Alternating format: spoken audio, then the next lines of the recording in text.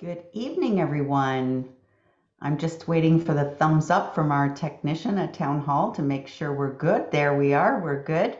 Welcome members of council, staff, and members of the public to our joint council and committee of the whole meeting for Wednesday, November the 24th. Tonight's meeting is being audio, video recorded and live streamed on the town's YouTube channel and shall form part of the record, which will be retained in accordance with the town's retention bylaw. And for more information on that bylaw, you can contact the clerk's office. The town of Innisfil acknowledges that we are situated on treaty land that is steeped in Indigenous history. We also acknowledge that this land is the traditional territories of the First Peoples of Turtle Island. It is shared between the Anishinaabe peoples of Beausoleil First Nation, Chippewas of Rama First Nation, and the Chippewas of Georgina Island First Nation, and we thank them for generations of stewardship. This meeting place is still the home to many Indigenous people, and as settlers, we are grateful to have the opportunity to work on this land. The town acknowledges the forced sacrifices that are the foundation of Canadian society today. We are dedicated to honoring Indigenous history and culture and committed to moving forward in the spirit of reconciliation and respect with all First Nations, Métis, and Inuit peoples. So, the first item on the agenda for this evening is open forum, and we've had no people register for open forum this evening. So next we will move to the approval of the agenda. We have had some amendments to the agenda since it was published a week ago on our website. And so I will be looking to a mover and a seconder to approve the agenda as amended with the additions as on the screen. Moved by Deputy Mayor Davidson and seconded by Councillor Van Berkel. All those in favor? That is carried. Next on the agenda is the disclosure of interest. Is there any members of council who would like to declare a pecuniary or conflict of interest on tonight's agenda? Seeing no hands, if one becomes apparent to you during our conversation, please let it be known at that time and we will make the clerk's office aware. So item number 5 is we do have a presentation this evening. It's from our Community Needs Assessment Update, and it's Jennifer Lloyd, our Community First Associate. So welcome, Ms. Lloyd, and we welcome you here and look forward to your presentation. And please start whenever you're ready. Thank you very much. Good evening, Mayor Dolan, Deputy Mayor Davidson, members of council, staff, and the Innisfil community. My name is Jennifer Lloyd. I use the pronouns she, her, and I'm the town's Community First Associate. I'm pleased to be here for the first time tonight to present you with an update about the town's Community Needs Assessment project. I'll provide a brief overview about what the Community Needs Assessment is, what's been accomplished in 2021, and our next steps. Next slide, please. When the COVID-19 pandemic hit, the community experienced a lot of disruption and change. To support the One Town, One Team and the community in responding effectively, the town led the development of a community needs assessment in the spring of 2020 to gather local data about residents' needs. After 2 surveys and a series of roundtable sessions, 65 recommendations were collected under 5 areas of community concern. These 5 areas became known as the 5 pillars of the community needs assessment and include mental health, access to information, economic security, which represents needs related to income, housing, childcare, and food, employment, and community building. I'm happy to report that since August 2020, 74% of the 65 recommendations have been implemented or actioned, and many of them have been made part of the town's ongoing work to address community needs. Since Council's last update in December 2020, staff have initiated many new projects, services, and initiatives to address the community recommendations. The staff report included an attachment with a detailed list, so I'll be brief in highlighting just a few initiatives under each pillar tonight. Next slide, please. To support residents' mental health in 2021, the Innisfil Community Foundation granted the Canadian Mental Health Association with $72,000 to fund their free virtual peer support program. Leisure Services hosted a free virtual Speak Your Mind mental health summit for approximately 300 youth ages 13 to 21. And Health and Wellness launched a youth mood walks pilot program, promoting physical activity in nature by improving youth's physical, mental, and social well-being by taking group walks. Next slide, please. To increase access to information, the Innisfil Idea Lab and Library secured funds to increase digital literacy programming for seniors and purchased lendable tech, such as laptops, tablets, and assistive devices. To combat the spread of misinformation about COVID-19, the town's communications and community engagement team shared information from reputable sources on social media and print resources and through Emergency Operations Center updates at weekly council meetings. We also increased production of print resources to address barriers to digital information, such as the Supporting Seniors brochure, which is created bi-monthly and highlights important information, programs, and services available to seniors. Next slide, please. Health and Wellness has launched several new food security initiatives to increase access to nutritious food this year, including the Innisfil Community Fridge. Due to high demand and thanks to the consistent support of council and the community, the Troy Scott Community Fridge expansion will bring 2 additional fridges to Innisfil this year. The town's planning team is working on a housing needs assessment survey to inform the development of a strategy to address the community's housing needs. And in fact, council already took a step to address these needs earlier this year by approving the 3rd dwelling unit bylaw, increasing the supply of rental units in the community. Next slide, please.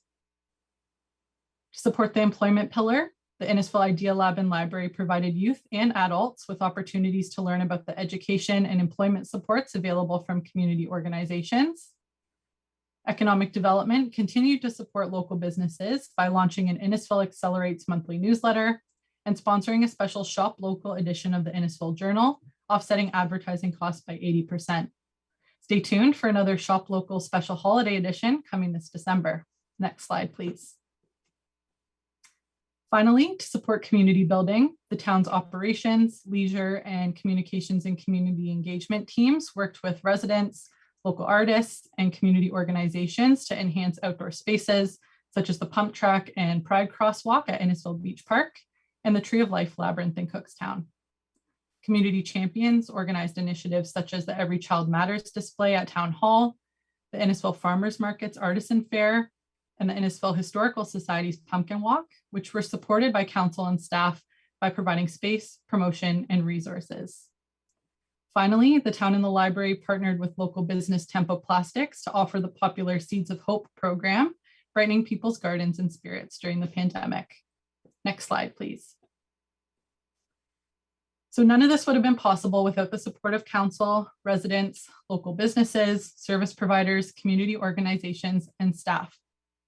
In April 2021, the town established an internal community-focused working group called the Community First Team, inspired by the vision from the town strategic plan, Community First, Future Next, Balance Always. This team includes staff from Health and Wellness, Leisure Services, Planning, Operations, People and Talent, Finance, Customer Service, Economic Development, Clerks, Legal Services, IT, and the library, and is led by staff from the Communications and Community Engagement team. The role of the Community First team is to communicate new projects and initiatives that align with the 5 pillars, work together to address the recommendations from the needs assessment, and share information and feedback from the community. These folks have become champions of the community needs assessment and continue to find new ways to adjust business as usual. Next slide, please. So where are we now? This fall, staff are re-engaging the community to check in about what the town's done well since the 2020 research, how things have changed for residents since then, what their priorities are as we move out of COVID-19 response and into recovery, and which community assets will be important resources on our journey. We resurveyed residents over a period of 6 weeks and conducted in-person engagement with an emphasis on meeting residents where they are by outreaching in community spaces such as the Innisfil Farmers Market, the library branches, Rosardo Health and Wellness Center, Sandy Cove Acres, Guilford Local Eatery, and local parks. Residents shared with us that they were happy to see staff out in the community in different neighborhoods and listening to residents' stories and perspectives about COVID-19 and community recovery. Mental health, social isolation, income, food insecurity, and access to services remain top priorities and concerns for residents.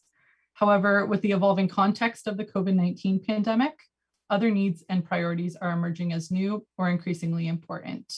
Next slide, please. We continue engaging with the community through interviews and listening sessions, and I'll be back with a comprehensive report with our findings when engagement and data analysis concludes. The findings of our re-engagement will support the development of a truly made in Innisfil path to recovery. Staff will explore opportunities to integrate our recovery efforts into existing town strategies and community initiatives, such as the Community Health and Wellness Strategy and the South Simcoe Community Safety and Wellbeing Plan. Our next steps will also include the creation of a community neighborhood resilience strategy, which was approved by Council in December 2020 and was a significant step in demonstrating the town's commitment to realizing our vision of community first.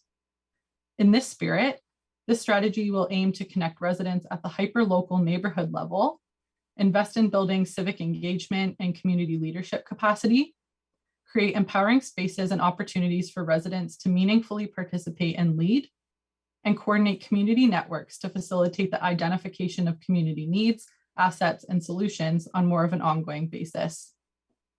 The town will have an important leadership role to play in connecting staff throughout the One Town, One Team with residents, community partners, and stakeholders from different levels of government, as well as strategically facilitating, supporting, and leveraging these networks to achieve our collective community goals. Through my community development work with Action for Neighborhood Change in North York, I saw how these types of networks really promote community ownership and leadership. So I'm excited to see how the community can come together and, in true Innisfil fashion, develop really innovative and inspiring solutions that will help Innisfil thrive. Next slide, please. Sorry, can we go back for a second? Thanks. Thank you. As a result of our efforts to address community needs during the COVID-19 pandemic, we've seen increased internal collaboration and information sharing, strengthened relationships with residents, businesses, service providers, and community organizations, an increased emphasis on supporting and working alongside the community as they take on leadership roles. And I think we've seen more clearly than ever that residents, businesses, and community organizations want opportunities to not only help out, but to also lead, and that they have been and will continue to be essential community builders. The pandemic has exacerbated community issues that existed prior to COVID-19. We've seen this trend across the country and across the globe. The pandemic has also highlighted the need to address these issues for our collective health and well-being. With that challenge comes a potentially once-in-a-generation opportunity to not simply bounce back from the COVID-19 pandemic, but to instead build back better, stronger, and more resilient. Innisfil's strengths and assets, as well as the community's motivation to support one another and continually evolve, means we're well positioned for a just, equitable, and sustainable recovery that promotes community resilience and ensures we're prepared for future emergencies and crises. Next slide, please. I'd just like to finish by giving a special thanks to Council, to staff, the Community First team, and to Innisfil's community for supporting the community needs assessment. This project success truly wouldn't be possible without the enthusiasm and the teamwork of everyone in this community. During the pandemic, Innisfil decided to put its community first, and we've set a strong foundation to move forward, recover, build resilience, and achieve our strategic vision of community first, future next, balance always. Thank you. Thank you so much, Ms. Lloyd. That was a great presentation. I think Council would agree, and we welcome, I know you've been here since early summer, but this is your first time officially delegating to Council. So we really do welcome you and welcome the work that you're doing and all the important work that you're doing to wrap your arms around the residents of Innisfil. So thank you so much for that. Questions or comments from members of Council? Councillor Arsadi. Thank you, Worship. Just a comment. I wanted to also publicly thank one of the fine Innisfil businesses in Innisfil, and especially Ward 1, Temple Plastics for their sponsorship of the Seeds of Hope campaign. Temple Plastics has been a great partner with the town in various events, and I just wanted to highlight that for everyone. Thank you, Councillor. Deputy Mayor Davidson. Thank you. I really appreciate, Jen, the presentation. I just had a question come in this week from a constituent somewhere, and they were asking that, during the winter, we close down some of the paths and trails that we have. And they were inquiring if maybe they could get a group of neighbors together to sort of shovel their paths or stuff like that. I didn't answer because I don't know the legalities or the impacts of them doing that. But it's just something you may want to keep in the back of your mind, that you may get approached about doing that, especially in our parks. They would like to help with the trails if they can assist. So I'll leave that with you, okay? Thank you so much. Thank you, Deputy Mayor. I know that there is winter maintenance on some trails, like the Rotary Trail behind Town Hall, but certainly you could advise that resident to send in an inquiry, and I'm sure they give them a list of all the trails that are open. Other questions or comments?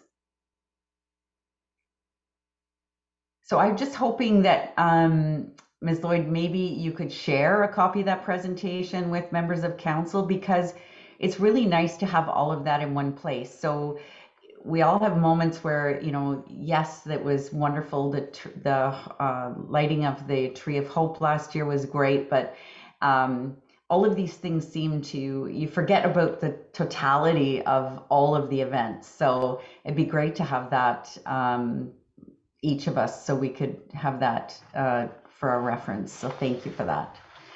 So with that, then I'll ask for Councillor Ices and Councillor Arsadi to move and second the recommendation to receive the update with thanks.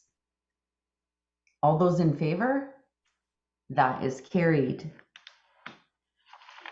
Next, under delegations, we have Mr. and Mrs. Mata, who are here to delegate regarding item B1, the Innisfil Heritage Report that's on tonight's agenda. So welcome, Mark and Janessa. Please feel free to turn on your camera, and welcome to Town Council. And whenever you're ready, please feel free to start. Awesome. Thank you so much for having us. This is our first council meeting.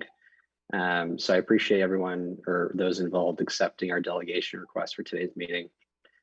My wife and Janessa and I moved into 7001 County Road 27 exactly 1 year ago this week on November 21st, 2020. With our two kids, both under the age of 4 and one more on the way in May, we wanted to move closer to family and to settle down from the stops we made along the way. My wife grew up in this town just down the road, and my family north of here in Barrie. As you can imagine, there's a lot that ends up coming on people's plates when they make a big move. And in our case, within 2 weeks of moving in, we received a letter from the Heritage Committee with the request to list our home onto the Heritage Registry. One more thing that we never necessarily anticipated happening when we made the decision to put an offer on this house. Now, to be clear, we definitely understand why the Heritage Committee exists, understand the responsibility in this community, which we definitely want to have and continue to see their impact.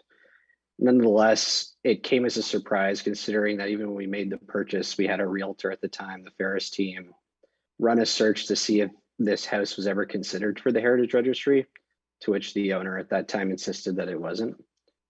We're a young family that made the purchase as both a means to call Innisfil home, but equally as much as an investment, like I'm sure anyone that purchases a home in today's market especially.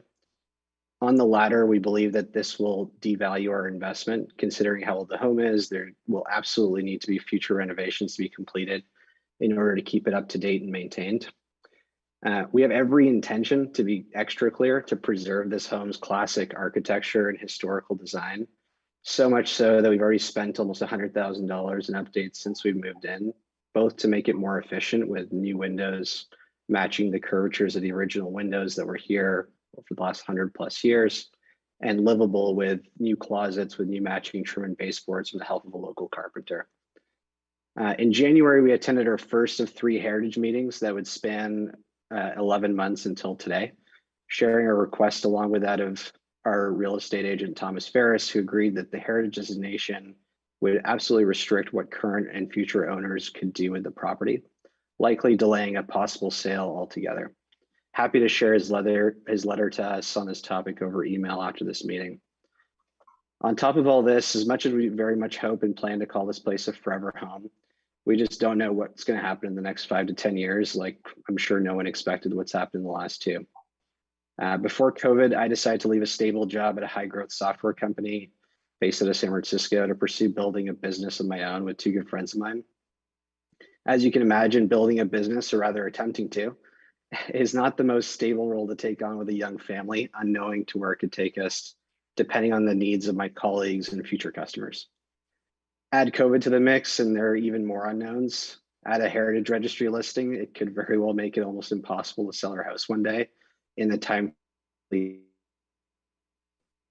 I'd appreciate the council's consideration not at our home as a listed property on the register, and that our concerns are not taken for granted as a young family has chosen to make Innisfil their home. We really appreciate your time, and happy to take any questions from anyone that's on the call. Thank you so much, Mark and Janessa. Questions or comments from members of council? Councillor Payne. Thank you, Your Worship, and thank you, Mark and Janessa, for coming out and giving us this information.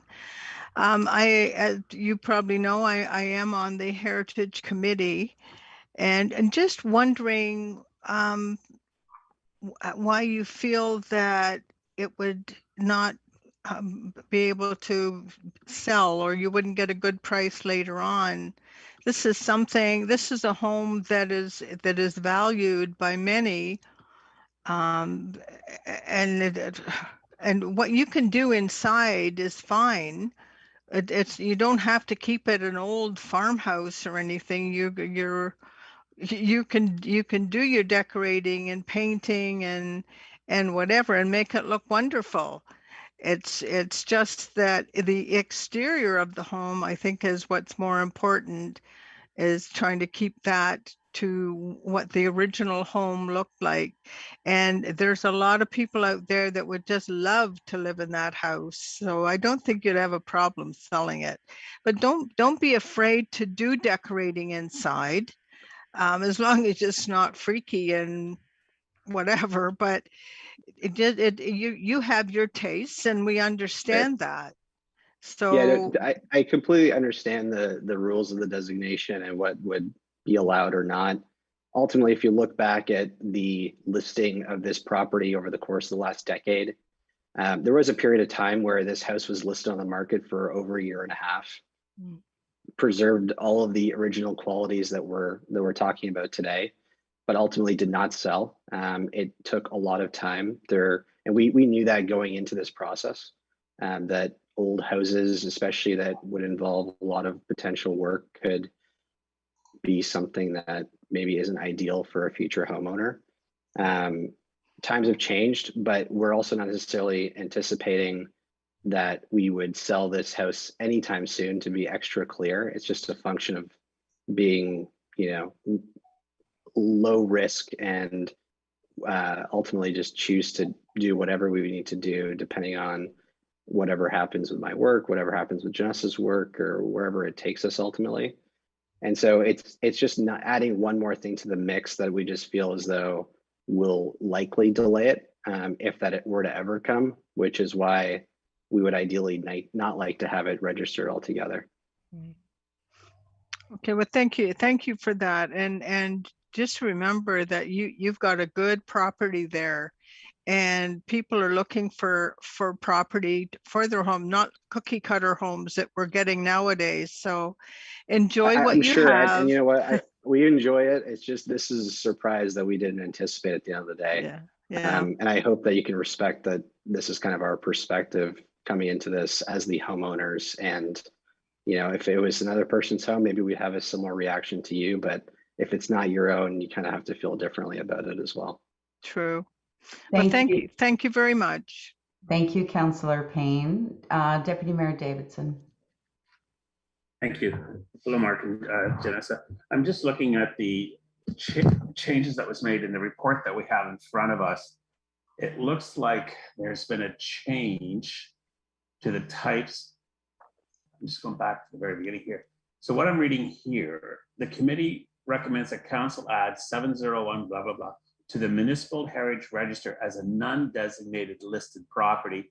So before, there was a change in the provincial aspect of it. I'm just trying to find it here. You could be, like my property is designated as a designation on the historical registry, but it's not listed. But it seems like the province, whoever wrote this out, I'm missing half the word, so I'm like confused. So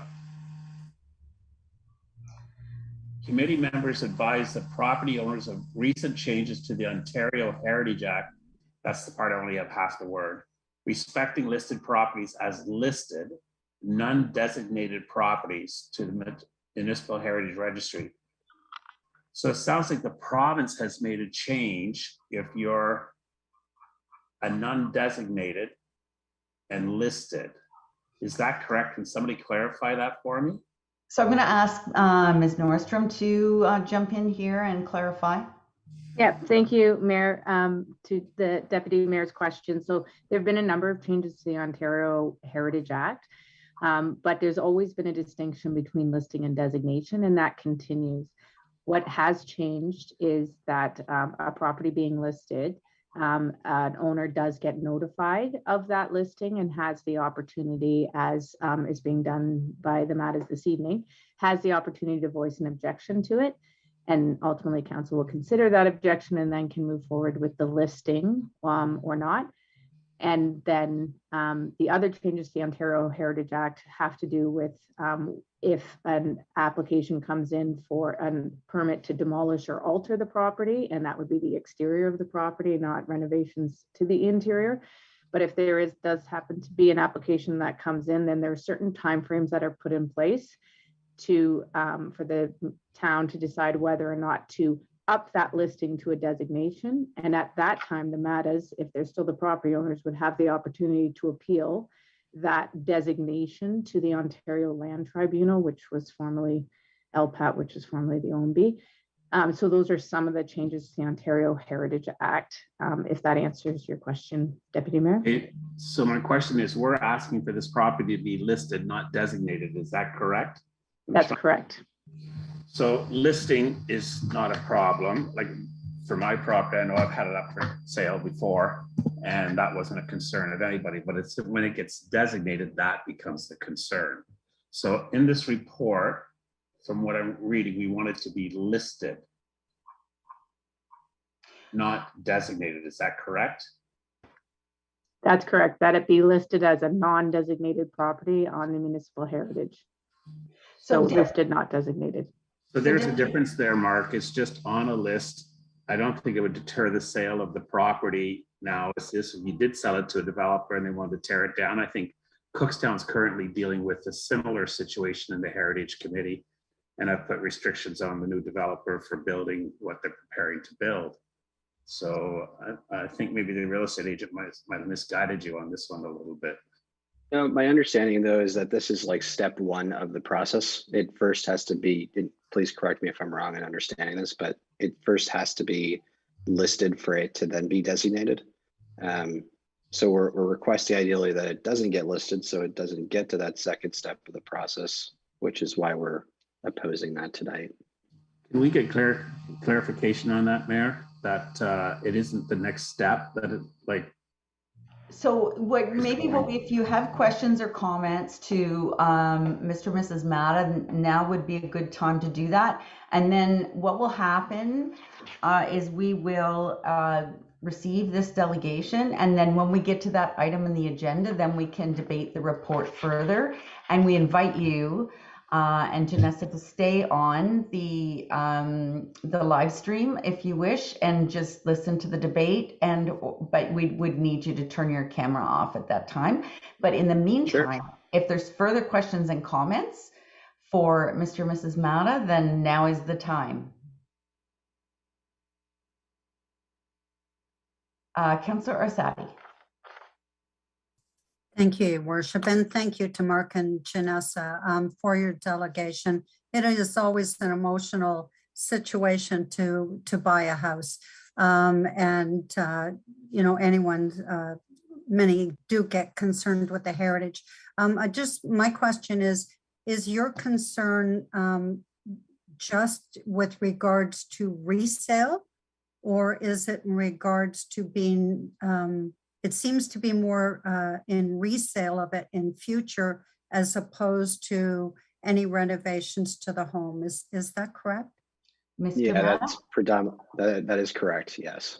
Okay. We have no intention to destroy or do any major changes, especially to the exterior, in the near term or ever for that matter. I am the least handy person you can ask to do something like that anyways. But nonetheless, we're, you know, as someone who's kind of has a long-term mindset, I typically think about what's to come in the future, and I don't know. And so it's really to prevent any obstacles along the way. Okay. Thank you. Thank you. Anyone else have any questions or comments? Councillor Waters. Thank you, Your Worship. Thanks very much for the presentation, Mark and Janessa. A quick question. It seems that in your description, you're concerned of it going from listed to a designation, which is the issue.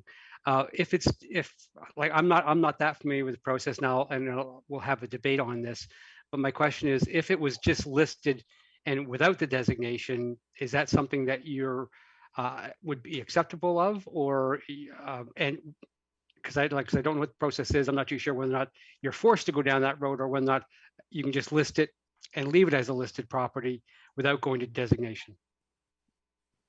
Yeah, we'd prefer for it not to be listed, unknowing what's to come or change in the process. And I think it's maybe clear that I'm not an expert in this system either. I haven't sought external counsel on it besides our real estate agent and some minor research online. But if I had the choice, I'd rather for it to not be listed altogether. Thank you. Thank you. Anyone else have any questions or comments? If not, I will ask for Councillor Waters and Councillor Fowler to move and second the delegation, and thank you both for your time, and wishing you well on your growing family. All those in Thank favor? you. Have a good night. Thank you. And if, like I said before, if you want to stay on, please feel free to stay on. All those in favor, sorry, and opposed? That is carried. Thank you, everyone. Next is updates from County Council, municipal associations, conservation authorities, any committees that you sit on with for the community. I'd be happy to hear any updates. Councillor Van Berkel. Thank you, Your Worship. Yes, we had our in-services meeting this week, and basically we went over our bylaws that need to be strengthened and looked at, and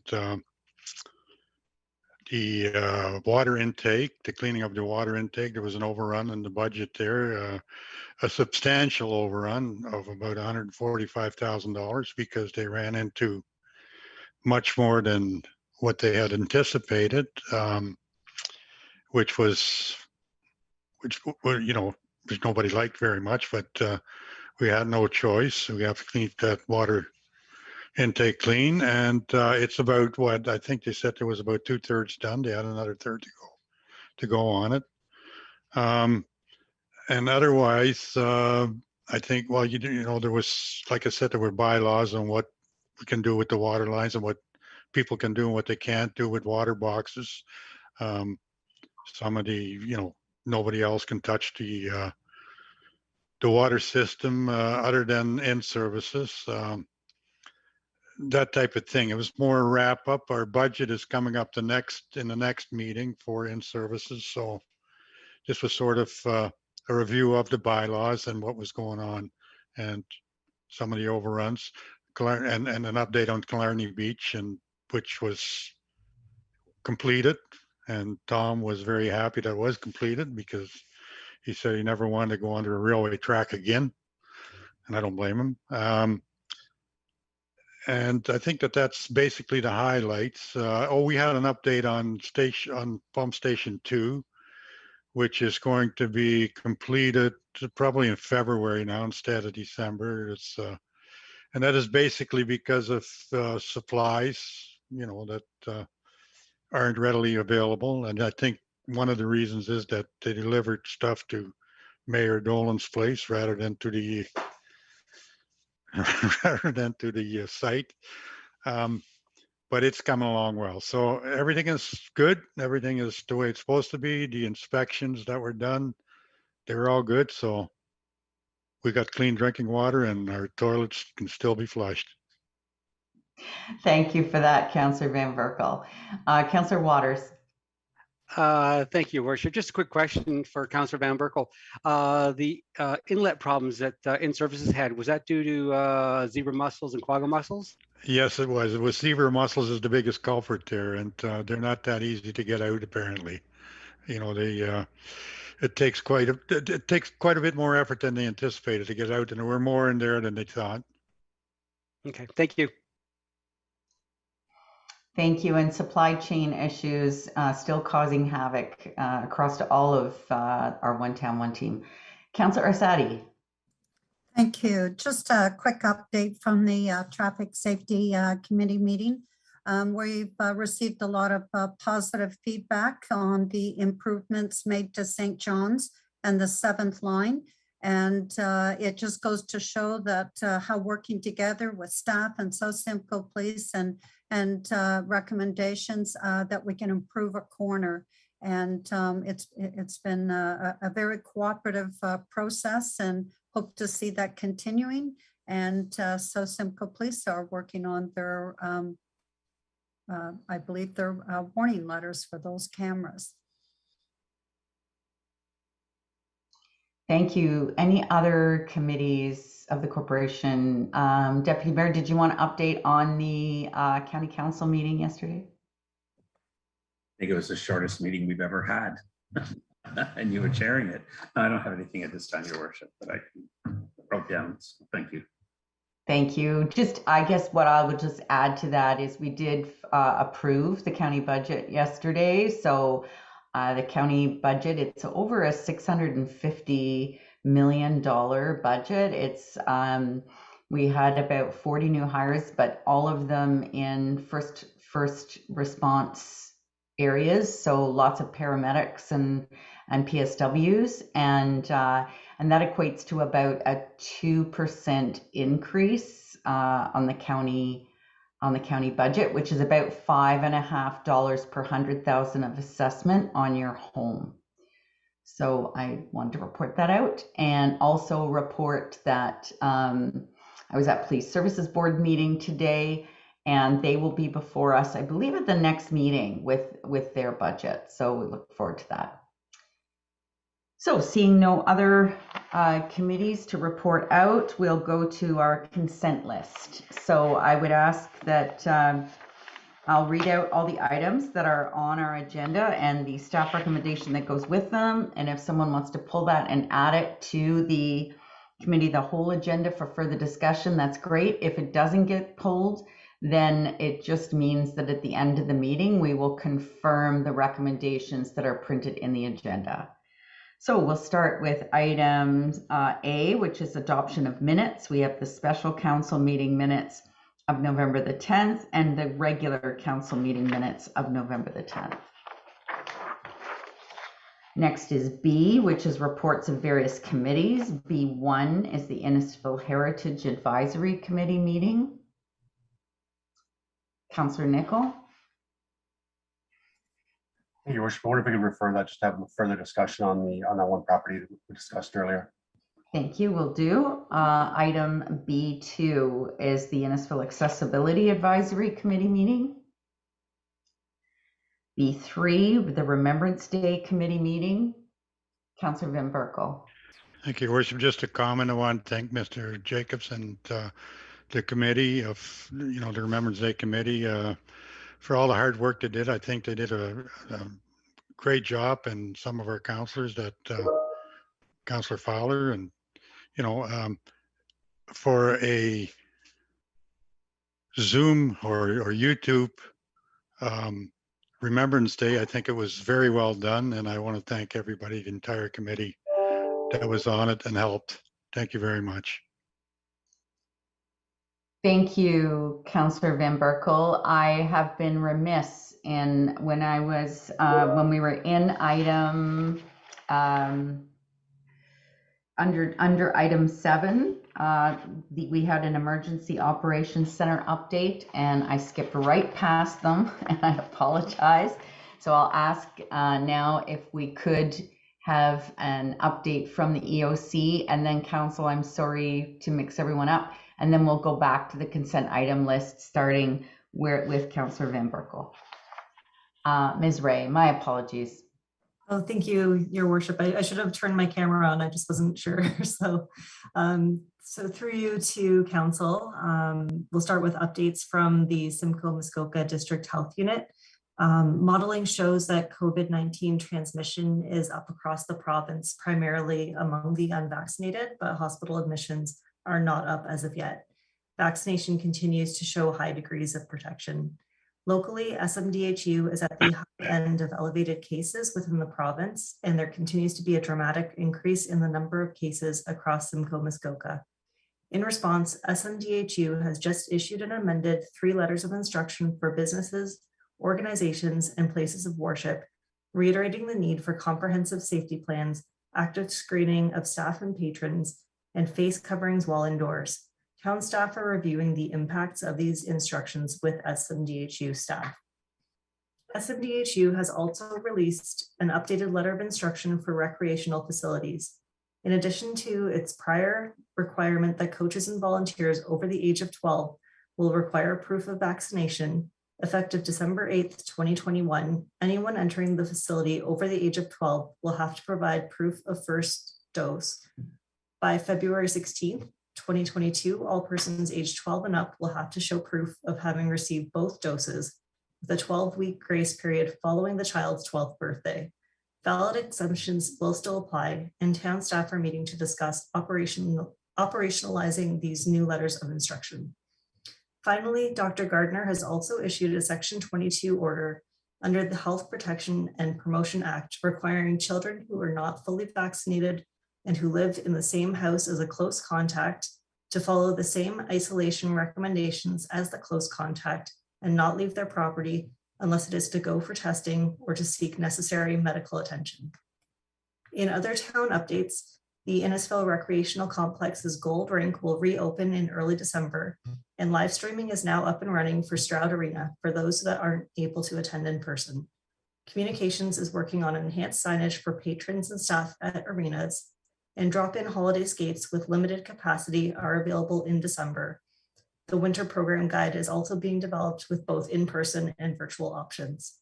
For the time being, we have paused the exploration of returning to in-person council meetings based on the advice from the health unit to remain virtual, and also as we continue to see the rising case counts. Finally, the Idea Lab and Library is preparing updated procedures for warming centers under SMDHU's guidance. Thank you, Ms. Ray. And yes, it is a little concerning to see the numbers in Simcoe Muskoka right now. Throughout the pandemic, I sit on the Simcoe Muskoka District Board of Health, and throughout the pandemic, we've always been at about half of the rate of the province. So whatever the transmission rate was of the province, we were half of that.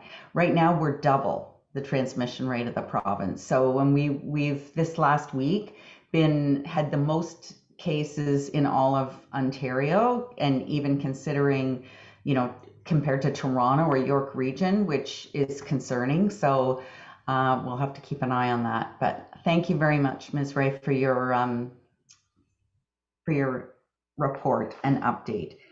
And now I'll go back to the item we were on, which was the Remembrance Day Committee and Councillor Van Berkel.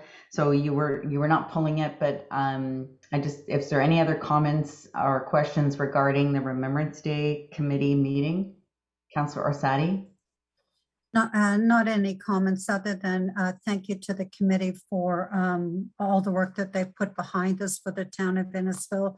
You know, the services, you know, that were at Cookstown and throughout the Legion, and then there was another one at Sandy Cove. I was happy, very proud to represent the town of Innisfil in the city of Barrie, and it was very well received, a very heartfelt you know, recognition of, you know, veterans. And I just want to say thank you to everyone for that. Thank you, Councillor. And I'll add to that and thank the committee and you, Councillor Van Berkel, for all your work on that. It was especially heartwarming to visit the renovations at the Cookstown Cenotaph this year. It looks wonderful, and also that there were 5 different legions represented at the Cookstown Cenotaph this year. So that was very good, and the Sandy Cove service was equally as touching. So thank you to the committee for your hard work. Next, we'll go to staff reports for action. So C1 is the proposed fireworks bylaw amendments. Deputy Mayor Davidson. I'd like to pull it, please.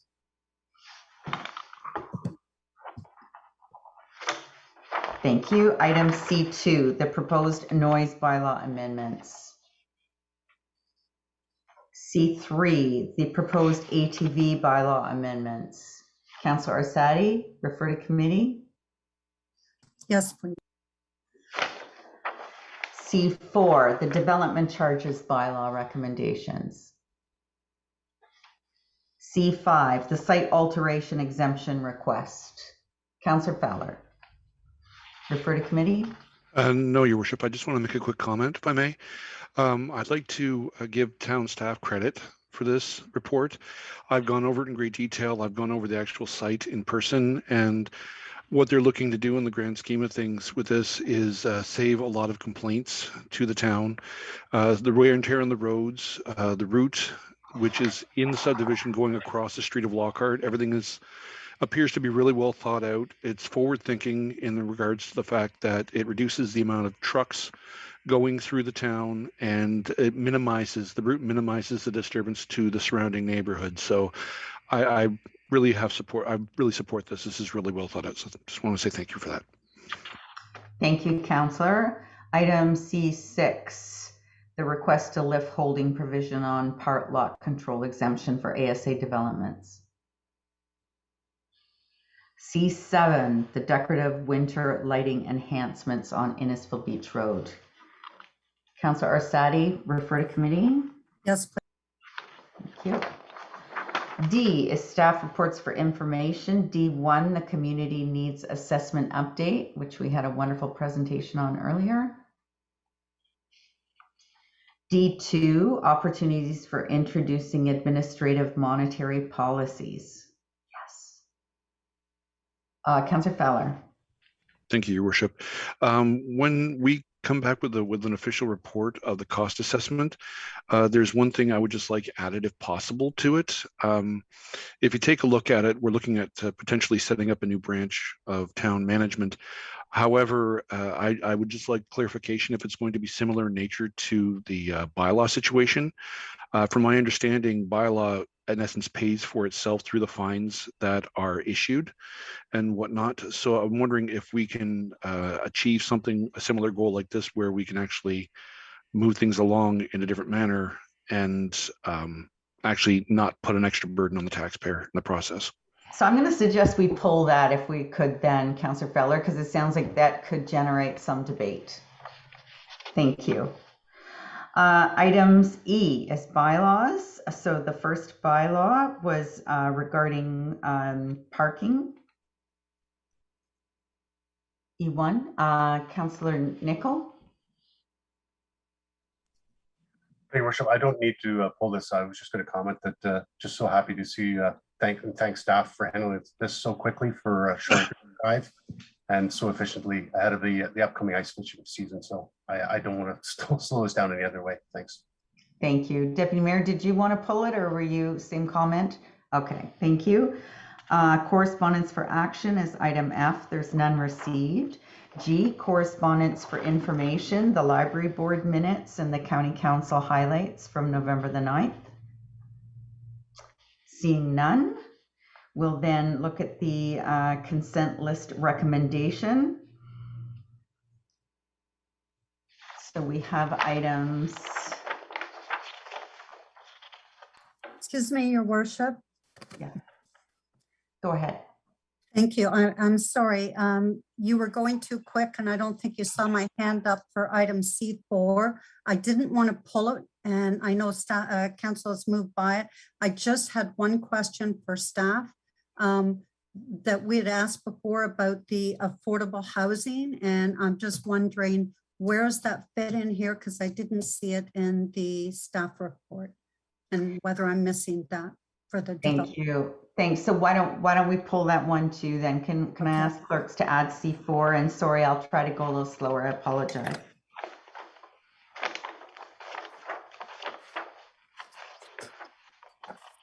C7 and D2. All right. Could I ask Councillor Payne and Councillor Nicol to move and second the recommendation with the lists, with the items to be pulled to committee of the whole? All those in favor? That's carried. So now to resolve into committee the whole will be Deputy Mayor Davidson and Councillor Ices. All those in favor? That is carried. And then we'll move on to the items that the first item being B1, and that was pulled by Councillor Nicol. Your Worship, I didn't have a seconder. If I can just get on the floor, I don't know that I want to change the recommendation. Just want to have some good debate or discussion about it if possible. Councillor Fowler, thank you. Just for clarification, obviously, I think we had a bit of discussion going there as well with the delegation or the presentation from Mark and Janessa Mata. Just for clarification, I guess with staff, I don't ever recall a listed property progressing to a designated status. And this building, this house is a stunning example of Innisfil's heritage. And I believe this is to identify that and plus to protect it against any possible demolition in the future or to at least stall that. I just wanted to make sure that I understand that properly as well too, that this is listed and I can't remember myself ever having a building that went from listed to designated since I've been here anyway. So just clarification on staff, from staff, sorry. Thank you, Ms. Nordstrom. Thank you, through Mayor, to Councillor Nicol's question. You are correct. A property can be listed and never progress to a designation. Also, the alternative is true. A property can be designated without being listed first. Really, the listing is a mechanism that pays attribute to the fact that there is interest in the property. It has cultural heritage interest, and that if a permit comes in to demolish, then council has the opportunity, staff and council have the opportunity to look further into whether that upgrade to a designation is necessary. But a property can be listed and remain listed without a designation. That's not a foregone conclusion. Thank you. Any other questions? Councillor Arsadi and then Councillor Van Berkel. Thank you. I think to demolish it, it protects it. And if I've only lived in Innisfil 32 years, but I remember the house going down where the Canadian Tire is and the house going down on the 20th where the No Frills subdivision is, and being quite upset about that. So, and I think it's situations like this, it's not trying to hinder homeowners, but to protect the heritage buildings that we have, that they don't get raised down by when they're sold by a developer who would want to take it down to put houses in. Is that correct, Ms. Nordstrom? Ms. Nordstrom? Thank you. Through you, Mayor, to Councillor Arsadi's question. Exactly. Renovations can occur on the inside. The intent of the listing is, like you said, in the event that there is activity to remove, demolish, or significantly alter the exterior of the house or the building, or there's planning applications that would imply that alteration or demolition of the building could occur as a result, then that provides council and staff the opportunity to look further into whether a designation is warranted. Thank you. Councillor Van Berkel. Thank you, Your Worship. I guess I look at it a little bit different. I don't know why the Heritage Committee, why they go and talk to the owners of the home and to see if they can put it on. And if the homeowners are adamant that they don't want to get on there, why do they bring it? Why don't you make these recommendations anyway? I mean, obviously this young couple, they're worried, they're scared. I mean, they probably don't understand it, but they are scared. And, they've been told by their real estate agent that, don't do it and everything else. They just bought the house 2 weeks ago. And now all of a sudden, the Heritage Committee comes along and says, you got to put it on the register. They said, no, we don't want it there. Why is it here at council tonight? I mean, if they say no, if I buy something, it's mine. I just don't understand it. Why is this coming to council when they are so adamant about not wanting it there? Thank you, Councillor Waters. Thank you, Your Worship. If I understood from the manager of planning, she said that a house can be designated without being listed. So I'm not too sure what the purpose of the listing is if a house can be designated, which would stop the demolition of the house. So if I can just get an answer to that, I'd appreciate it. Ms. Nordstrom. Thank you, Mayor Dolan, to Councillor Waters' question. Yeah, so the Heritage Act has for some time now allowed for these sort of two different streams, and the designation bylaw is one that goes through a bit of a more formal process to say that this has been looked at and we recommend that it be designated, and council makes that decision, and then there's an appeal period or appeal process for that. The listing is there that in the event that this homeowner sells to a different homeowner or and a demolition permit comes in, it just provides that window of opportunity to decide whether to designate it. And in terms of why we would do that, in whether a current property owner is in favor of it or not, is that heritage properties and properties of heritage and cultural value are provincially mandated and something that is of the public interest and not necessarily of one individual property by property interest. So the Heritage Committee is sort of acting in the role that they've been appointed to say that this does have some merit to being listed, so that in the event that there is something that could threaten its existence in the long term, that we have the opportunity, council and staff, to say whether it is worthy of the more formal designation and the protection that goes along with a formal designation. Thank you. Follow-up, Councillor Waters. Yes, it seems that the listing kind of gives us a heads up in terms of that we know about the property, and that we, if a permit comes across our desk to raise a flag of whether it should be designated. So my question is there not a way just to in-house flag the property so that we know that if any permits come in with it, that we can quickly move to a designation as opposed to having to list it first of all and then designate it? I think that's what this process is for. So it flags it so that if there is something come forward, but I'll let Ms. Nordstrom answer. Sorry. Yep, thank you, Mayor. Through you to Councillor Waters' follow-up question is exactly that is the flagging mechanism that allows us to look further into it if a permit comes in. Thank you. I have Councillor Payne, Councillor Ices, then Councillor Van Berkel.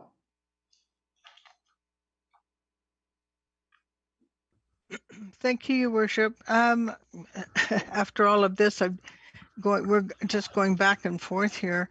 I just wanted to mention to, I think it was Councillor Van Berkel, that we don't insist that they do put it on the registry. Putting it on, listing it is I think a great idea, but they're not we don't force anyone to do anything with their home if they don't want to do it. I just want to make that clear, that that's not what we're all about. It's just wanting to get it on a list so it can be protected as much as possible, instead of being torn down by a developer or whatever. So I just don't want any, I don't want anybody to think that we're being mean to anyone. This is just something to protect the heritage of the home.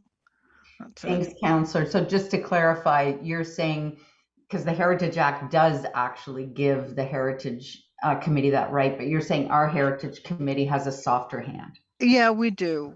We try to anyway. We really do try to do it, and we just like to preserve our heritage in Innisfil, and hopefully the people that buy the homes will have the same feelings, that, you know, they want to protect it as well. So, but that's up to them. Thank Totally. you. Thanks, Councillor Payne. Councillor Ices? Yeah, thank you, Worship. Just in recognizing the concerns that the owners have on this property, I'm just curious procedurally what our role is as council at this stage. On the agenda, it says this report is just received for information. So am I assuming that this listing is kind of a done deal, that, you know, if council wished to not have it listed, we would have that option? Or is this procedurally, these are just comments and the listing happens and the time would come for us to decide would be when it's designated? Just that was my question on this. Thank you. Clerk Parkin. Thank you, Worship, through you to Councillor Ices. So council is being asked to consider adding this property to the list tonight by the Heritage Committee. So on the agenda, you're right, it originally had said just to receive for information. That was just a clerical error on our part. We did amend the agenda at the start of the meeting tonight to add the recommendation that it be added to the Heritage Register. So council's considering right now whether to add it as a listed property or not. You still have the choice to go ahead and accept the recommendation of the Heritage Committee, or to not and just receive the report for information. Thank you. Then I had Councillor Van Berkel. Thank you, Your Worship. Just for clarification, it's a young couple. They just bought this house and they're building a family and they love the house, but 3 years from now they want to build an addition onto it, big addition, which is going to basically, you know, change the look of the house. Can they do that? Ms. Nordstrom, when it's listed or on the register, can they add an addition? Thank you, Mayor, to Councillor Van Berkel's question. Good question, and it doesn't prevent additions in the future. What would happen is there would be a heritage permit application applied for, and staff and the Heritage Advisory Committee would look at the addition and make sure that it contextually fits with what's there. But yeah, there still is the ability for additions in the future. Just whenever a building permit is pulled, it's flagged just to make sure that the integrity of what makes that building so beautiful is preserved. Follow up, Councillor. Go ahead. Yes. So basically what you're telling me is that the Heritage Committee has the power to say yes or no to the addition. Is that right? Ms. Nordstrom? So yeah, the heritage permits that come in, it's more that the comments that are provided are from a design standpoint, not that a yes or no to the addition itself. Just you know, comments in terms of ways to better respond to the architectural values or character of the building itself. But it's comments and not a yes or no. And I think that herein lies the fear of these younger people. Anyway, thank you. Thank you, Councillor. Councillor Arsadi. Thank you. Ms. Nordstrom, just clarification. Without it being listed, there is no protection of this house being demolished in future? Ms. Nordstrom? Yeah, through you, Mayor, to Councillor Arsadi's question. Again, if in the future there was thought, if we had a crystal ball and thought that there may be demolition or destruction to the structure, there could be an avenue to designate it, to go right to designation. But by and large, yes, the heritage is the ability that gives us the ability to flag and make sure that demolition in the future is carefully looked at, or a designation. It's up to a designation to prevent a demolition of the structure. Mr. Vickers. Thank you, Your Worship. Just to reinforce what Ms. Nordstrom is saying, if we receive in the building department an application for demolition of a building, we have an obligation to issue that demolition permit, and we'll do so fairly quickly because it's a pretty simple permit to issue. So if a property is listed, that gives council and the Heritage Committee an opportunity to review that and decide whether or not that's an appropriate course of action for the community's cultural well-being or not. Otherwise, that building will be gone very quickly, and then it's lost forever. So all it is an opportunity for council to make a decision that they wouldn't otherwise have had the opportunity to make. It's just an added little gate, and it doesn't mean that the property won't get demolished or can't be altered. It's just an opportunity to have a second look when someone proposes something to that heritage or that property that's been deemed to be of cultural value. Thank you, Mr. Vickers. Councillor Waters.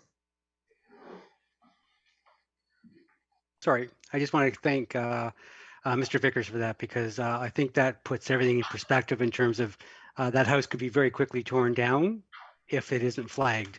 And so that makes me feel a little more comfortable in terms of why we flag these things, because if somebody does buy it and develop and is allowed to tear it down, it will go down very, very quickly because they know what can happen if it lingers around. So I'd like to thank Mr. Vickers for that clarification. Thank you. Councillor Van Berkel. Just one other question, Your Worship. If the house goes on, is listed, like what we're asking for, can it go to designation without coming to council? I would like, a clear answer on that. Ms. Nordstrom. In order for the property to be designated, it would have to go to council with a heritage designation bylaw, and there is an opportunity that notification would be provided to the owner, and the owner would have the opportunity to appeal that designation. So yes, a designation would come back to council. Thank you. Any other questions or comments, Councillor Ices?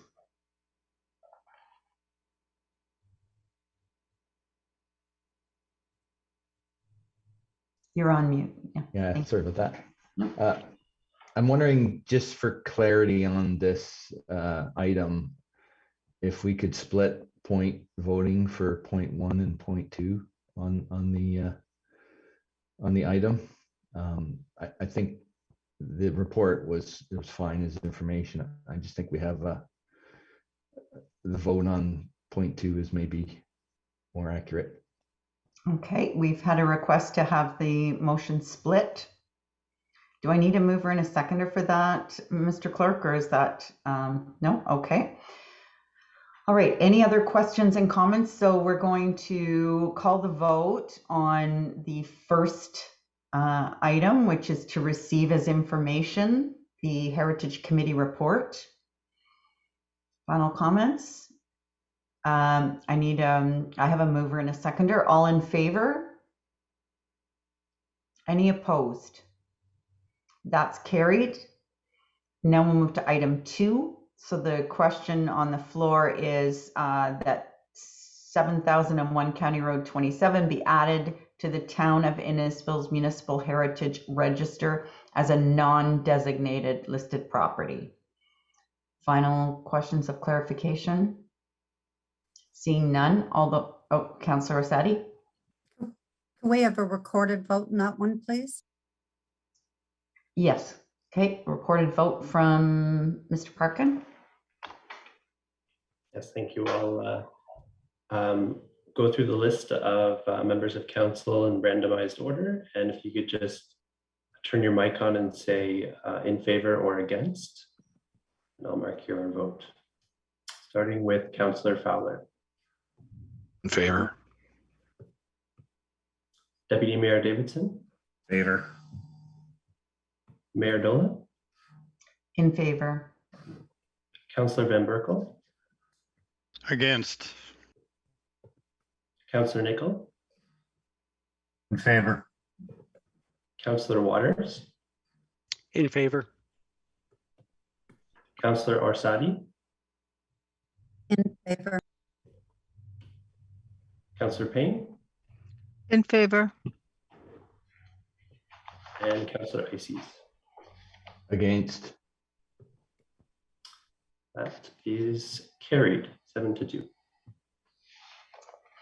Thank you very much. So next item on the agenda is item C1, the proposed fireworks bylaw amendments, and that was referred to committee by Deputy Mayor Davidson. Thank you, Your Worship. I'm glad to see this come forward. There's only one question I have on that one. Is I think it's on page 1, and it will be item E in the report. They're asking for an 8-meter. Let me just get back to that one. Sorry,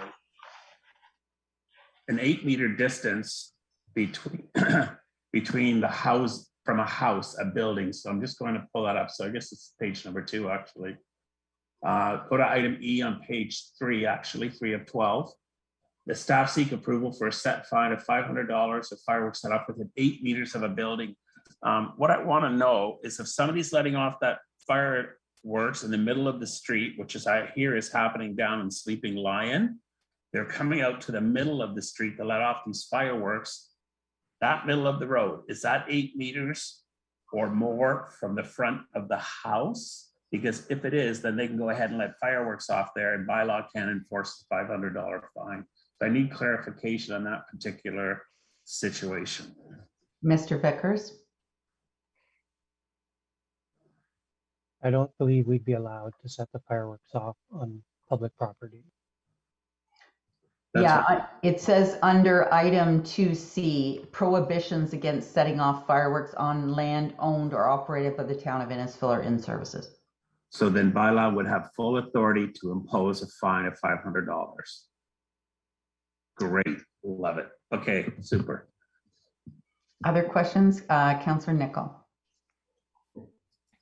Your Worship, if Deputy Mayor wanted, I would happily second the motion if there's no changes as well, just to get it on the floor, and then just a couple of questions if I had, or just comments, I guess.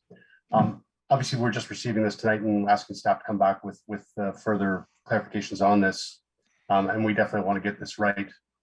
Just a question, and don't need answering right now, but wondering if we're restricting fireworks to just New Year's Eve, New Year's Day, and only allowing 1 day around Victoria Day, Canada Day, plus adding the 2 other holidays as well.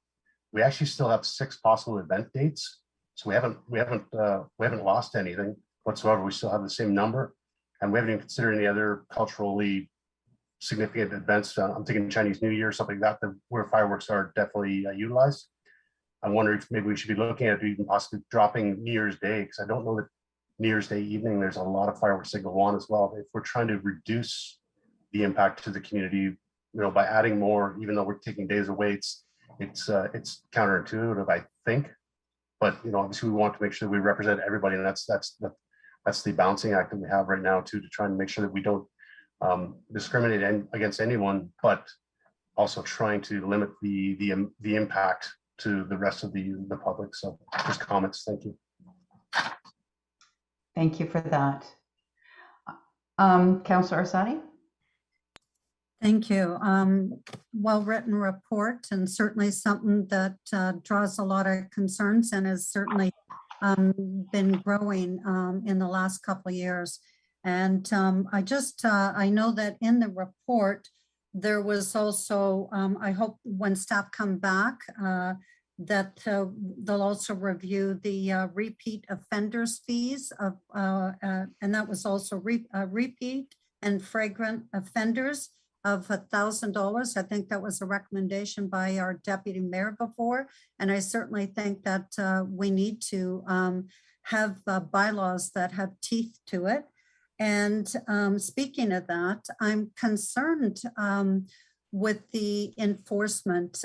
We have, as Ethan had said in one of the other reports, we have bylaw officers that are, overworked, and they have 277 kilometers to cover.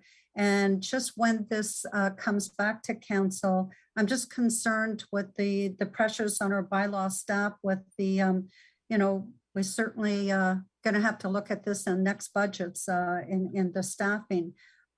Also, communication and education. I like the idea of the map, but I think that that's something that will be key in how we communicate this to the public and get the message out there. Or just my comments on it, but I think it's, this is a great direction that I like the direction that staff are heading to in this report. Thank you. Thanks, Councillor Arsadi. Mr. Vickers, did you have any comments to that regarding enforcement and how we might enhance that?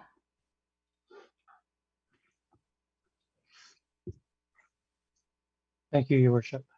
Yeah, no, we've talked, there's the discussion about it being after hours, and we do look forward to coming back to council with our strategy for how staff might grow relative to the community's needs and the community's population expansion. So, that's part of what growing is about, and so we are working on that. In terms of the strategies for enforcing the bylaw, there's been a lot of discussion about that.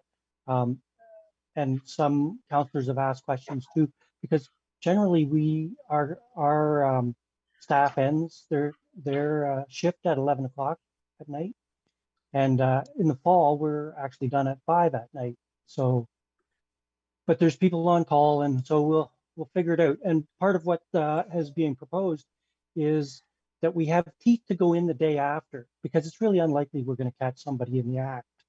But now the proposal that's on the floor is that we will be able to lay a charge after the fact. And so that's not something we had really incorporated before. So I think that's where the real muscle comes in that we didn't really have before. Thank you, Mr. Vickers. I think that piece is a huge game changer. I do have a suggestion, though. I'm going to seek council's opinion. So before short-term accommodations, fireworks were just about the most talked about issue in the community. And I'm not sure, and a lot of that wasn't through council delegations or going to council meetings. A lot of that was through social media and people emailing their councillors.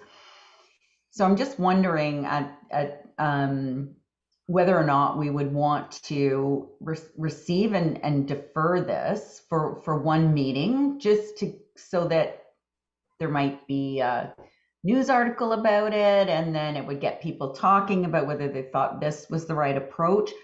Because I'm guessing, but I'll ask Mr. Vickers that you don't want to have to come back with all of this work done for the bylaw to have us change it again. You're wanting us to kind of land on this is what we want in the bylaw, and then have you go away and write the bylaw. Am I right? Or are you going to write the bylaw and then want us to debate it and maybe tweak it afterwards?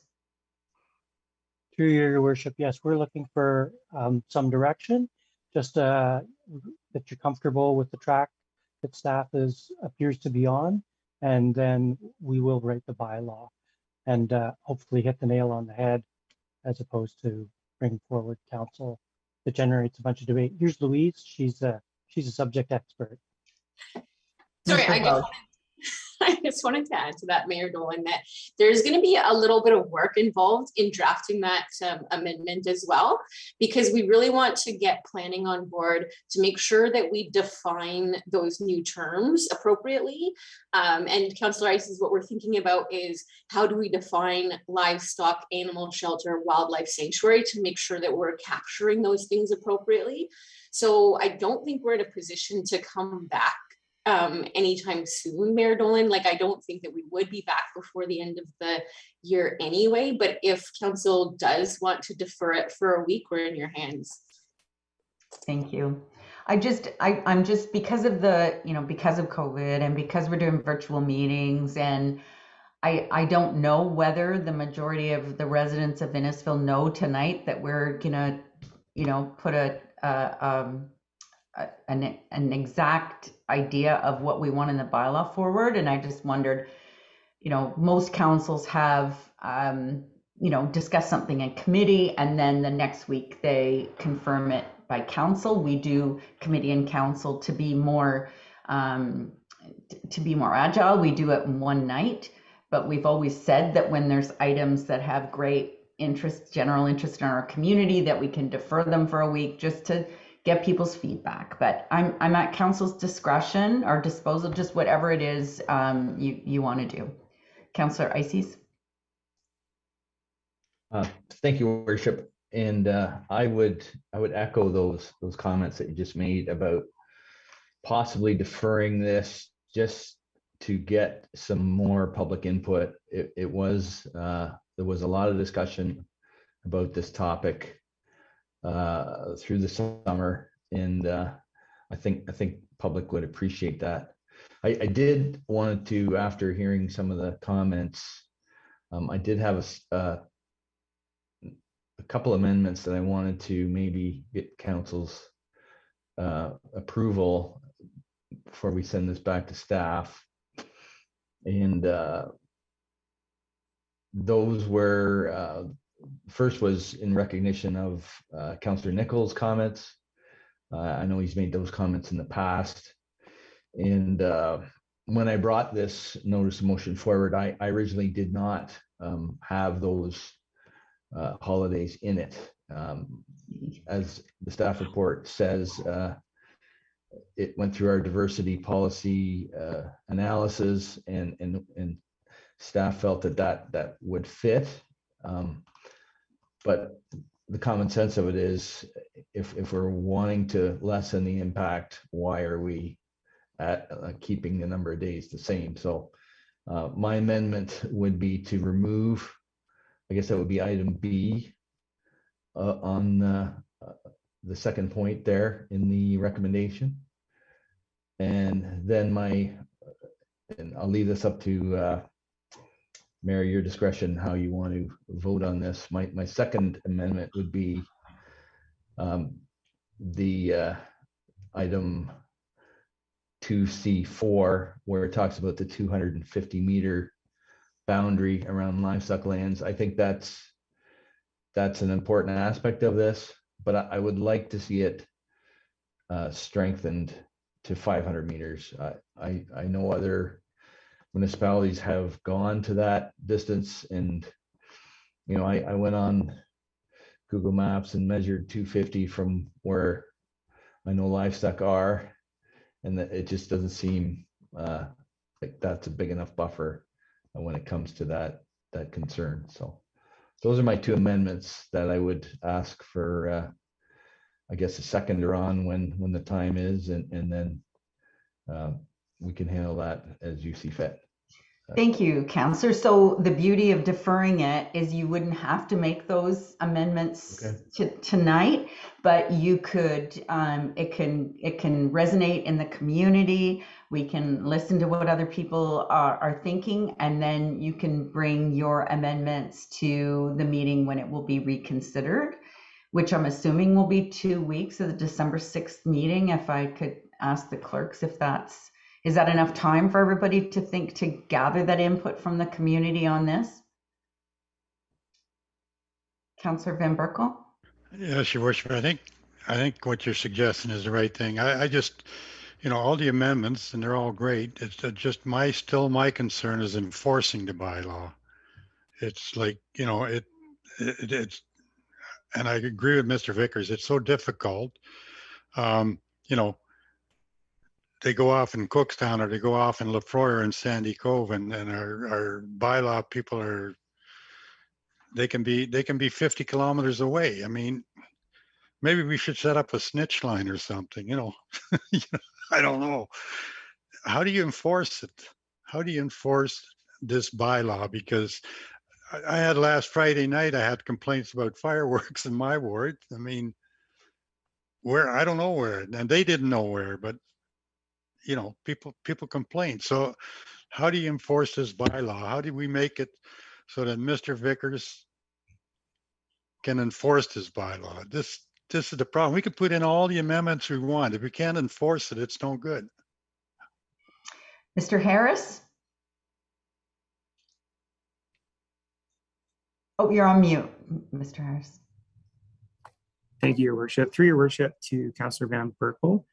Some of the amendments in the bylaw do speak to strengthening our tools in our tool belt for enforcement. And I think another big component of these, of this bylaw amendment or these proposed amendments is an education campaign. That kind of in part with the new amendments, I think will help kind of strengthen, you know, what it means to be a good neighbor and what effects fireworks do have for certain people. Councillor Nicol?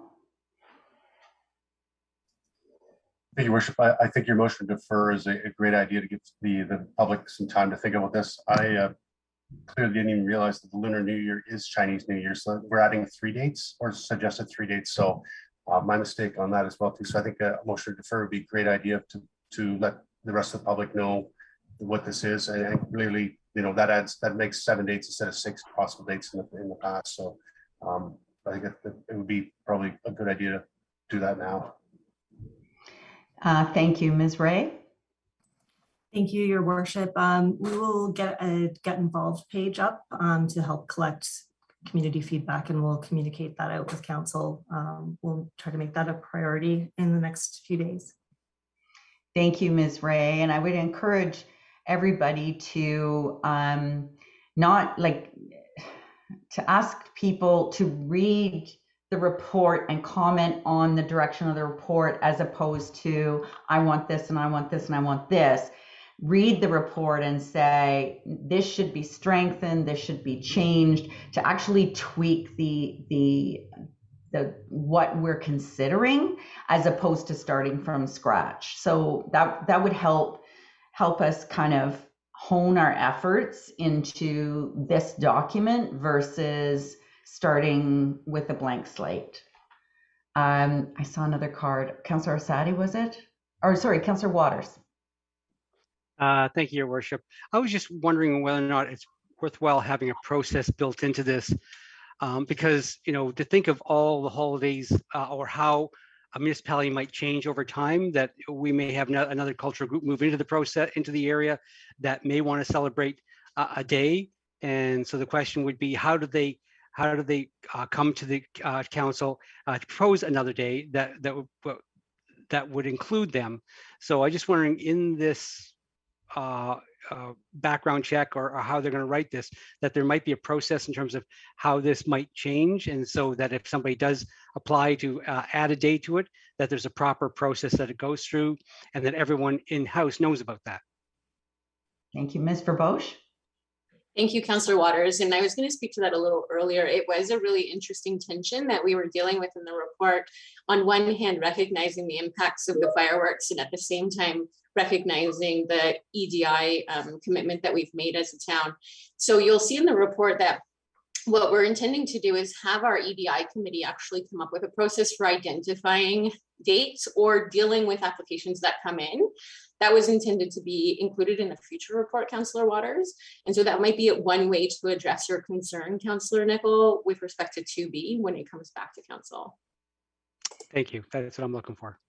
So EDI, equity, diversity and inclusion, for those who haven't got onto all the acronyms yet. And I can tell you, in my neighborhood, more fireworks on Diwali than I think we're on Canada Day. So we are changing community for sure.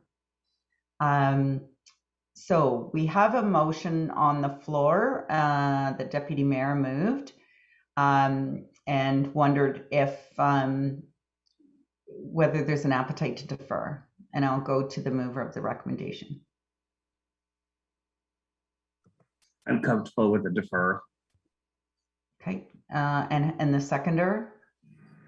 Yes? Okay, all in favor of the recommendation? That's carried. So go out and send people copies of this staff report and hopefully get some real constructive comments back. Thanks, everyone.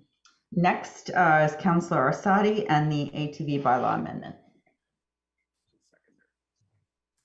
Thank you, Worship. Councillor Van Berkel is my seconder to get this on the floor. This is the ATV, which has been under a lot of discussion. Councillor Van Berkel and I have shared a lot of pain with this one in our wards, and I think that staff have put a lot into this report, and I agree with the direction that they're going, but I really wanted I think we need to go through this through a pause, review and plan, which is what staff look like they're doing in the recommendations, because is the latest noise and complaints because of the impact of COVID, and parents have bought a lot of ATVs, because I don't think that what we want to do is punish those responsible ATV owners who use it for the fishing industry. However, having said that, and I'm glad that this is in the report, is an option 2D. And I think that as Innisfil, we become more urban. Sorry, I've got this, I couldn't get the live one up. So if you've downloaded the document, it's page 82. Option 2 says restricting the use of ATVs on municipal roads from March 21st to November 21st every year, within or adjacent to the Alcona settlement area east of the 20th, because it's easier for bylaw and easier for South Simcoe to manage. And I really think it's important that this is something that staff recognize that we may have to face to in the future as we have more development in Sleeping Lime. I only have one piece of land left in Ward 3 to be developed on. And so we've got a lot of intensification as we have more with the orbit. So I agree with the way that the staff report is written, but I really wanted the public to be aware that we may have to go to this other phase in the future. But this would be in consultation with South Simcoe Police and looking at the recommendations that are in this. And I just want to get this on the floor for discussion because it does impact in other areas. I've heard of other residents in Councillor Waters' ward. I know it's in Councillor Van Berkel's as well. Thank you, Council. Councillor Van Berkel, and then Deputy Mayor. Thank you, Your Worship. I agree with the recommendation as well. I've had calls of people, that just the last day or two that have been looking at this bylaw that are, that have these ATVs, and they think it's unfair. And I'm kind of annoyed myself, that we keep strengthening bylaws because of, a few bad apples, and that's what happens all the time, and it punishes law-abiding people, like Councillor Arsadi just said. People that use their ATVs to launch a boat or do whatever in the summertime, and it's really sad. It's really sad that this is happening. That once again we're looking at a bylaw, which I always thought was a fairly good bylaw, that we have to strengthen it for a few bad apples. And it's like that with every bylaw. It's the fireworks bylaw. Every so often we have to look at it, and it's simply because there are people that break the law.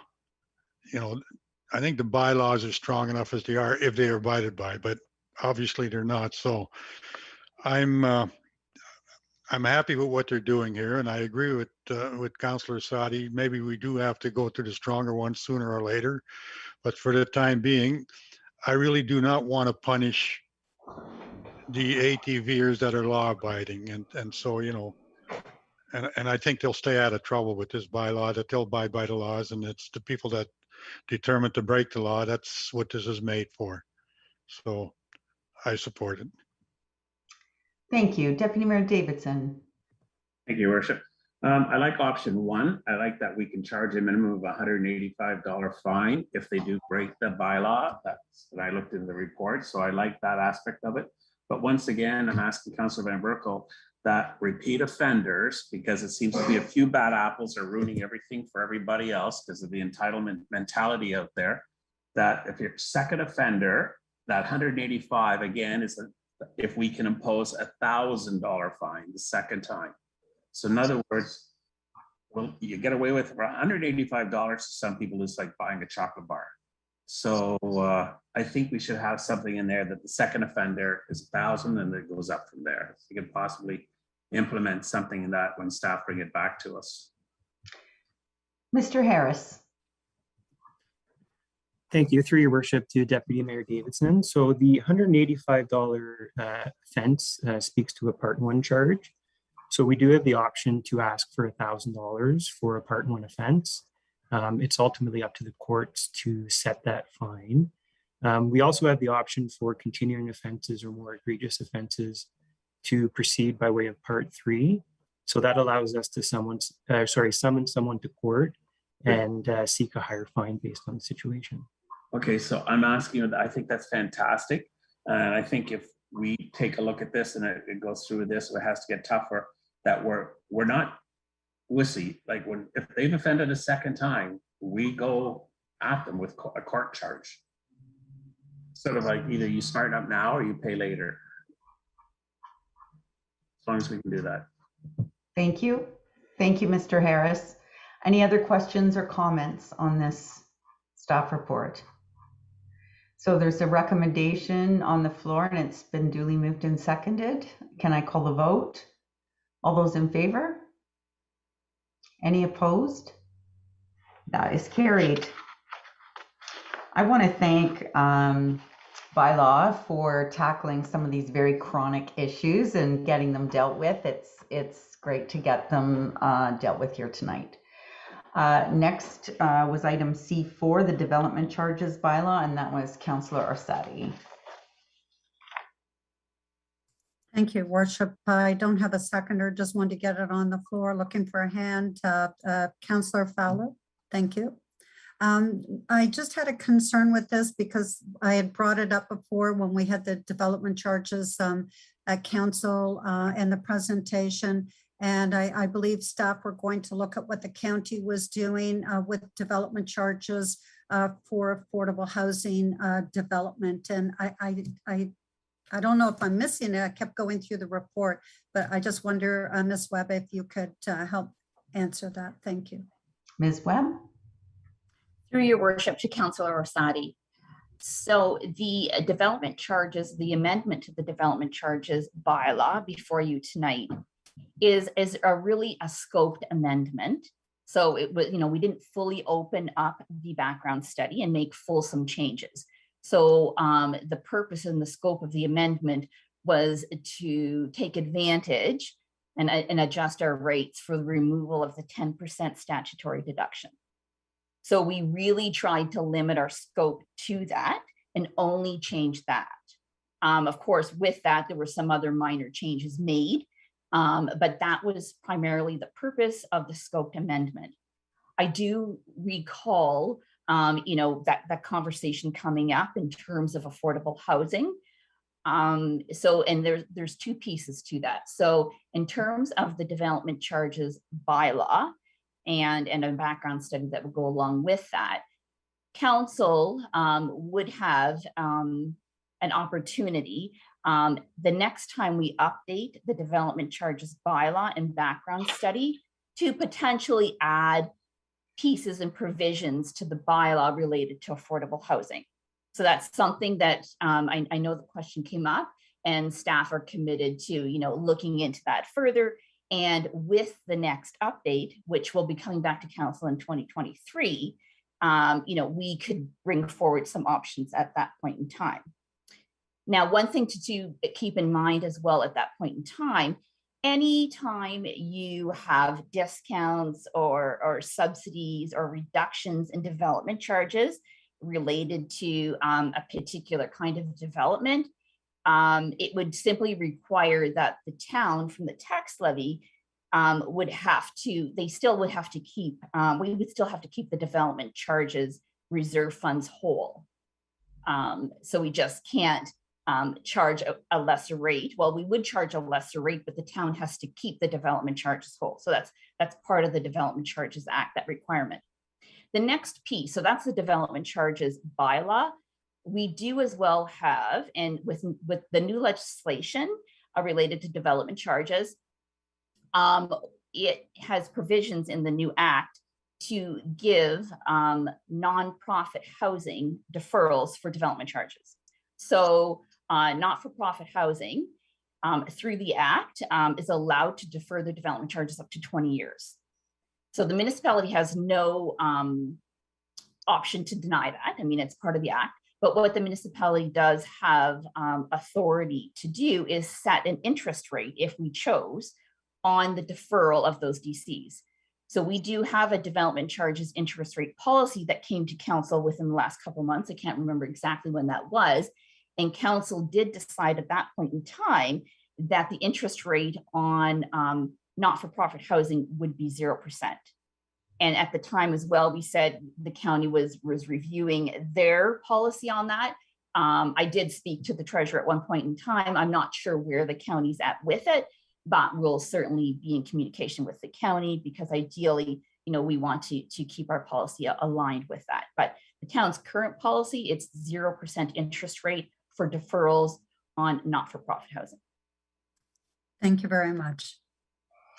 Thank you, Ms. Webb. And I can add that at the county, they did a full development charge study, not a scoped one like we did here. And the same question came up about affordable housing. And Mr. Hemson's, one of his comments was that is best resolved through community improvement plans. And so you set up a CIP directly so that the development charges from the affordable housing aren't landing on other residential homeowners, but actually paid for out of a separate fund strictly for community improvement. Other questions or comments? Seeing none, all those in favor of the recommendation? That is carried. Thank you. Next was item C7, and Councillor Arsadi referred that to committee. Yes, thank you very much, Your Worship.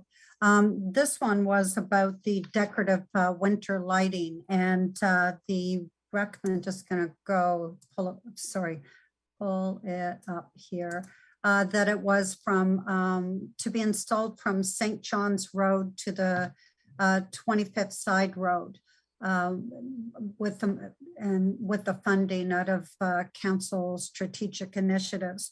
And I had just inquired about that.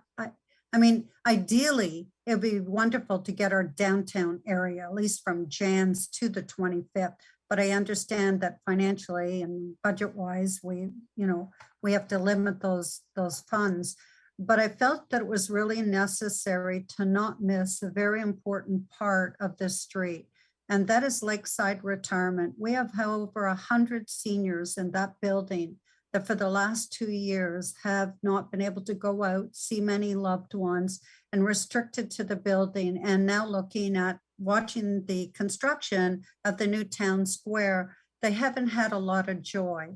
And I really felt that if we could stretch that just up to a Dulum, but or St. Paul, so that at least the lamp posts outside of Lakeside Retirement, it's just that little bit further, from St. John's, would bring a lot of joy to our residents. And I believe that, so I do have a friendly recommendation. My seconder on this is Councillor Waters. And so staff would be able to stretch the lights or stretch the budget and just bring it two buildings up, just to include that seniors residence. And I thought that this was a great initiative to bring, residents have been asking for things along Innisfil Beach Road, and I think it bring a lot of joy, but I certainly don't want to miss the most vulnerable.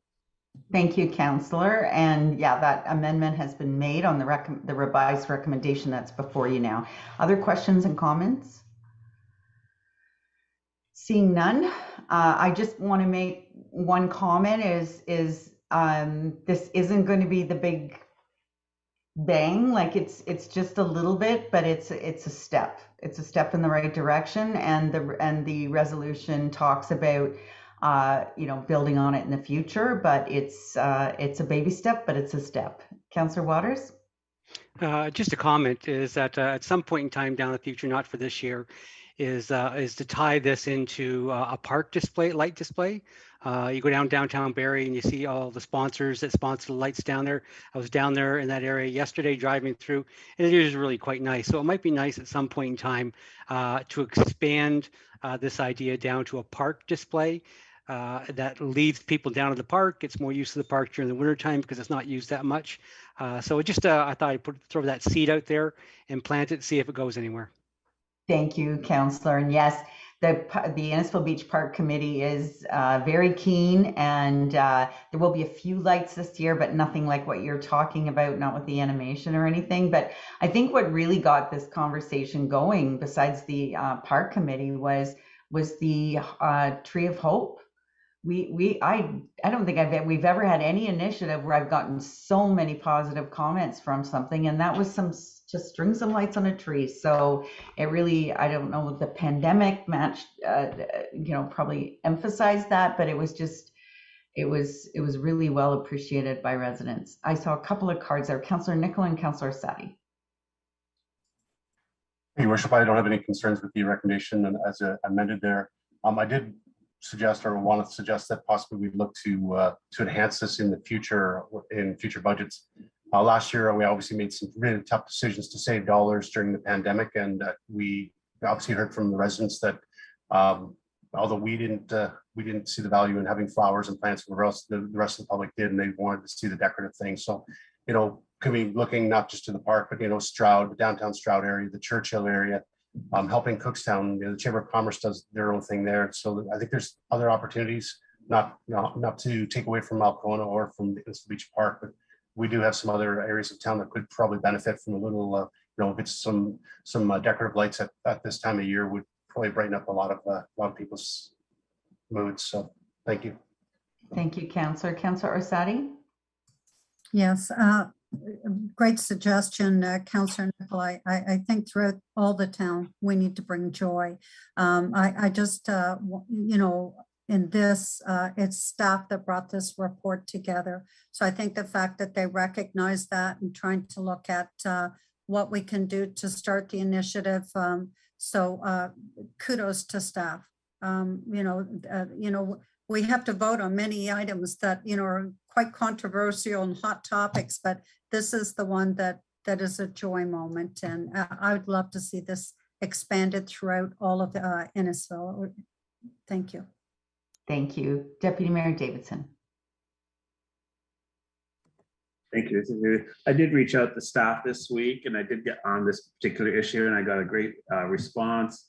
I asked how many dollars were in the capital project ADM 37, and it's been broken up.